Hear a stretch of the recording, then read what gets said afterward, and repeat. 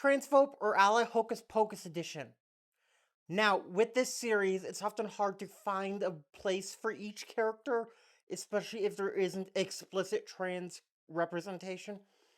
Which, to my delight, in Hocus Pocus 2, there was a drag competition.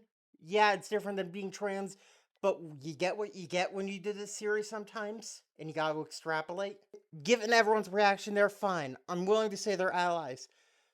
But, and this is a big one, we need to talk about that drag scene.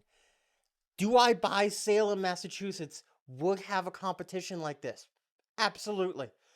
But what I don't buy is how they actually execute it. Whoever wrote this clearly has not been to a drag show before.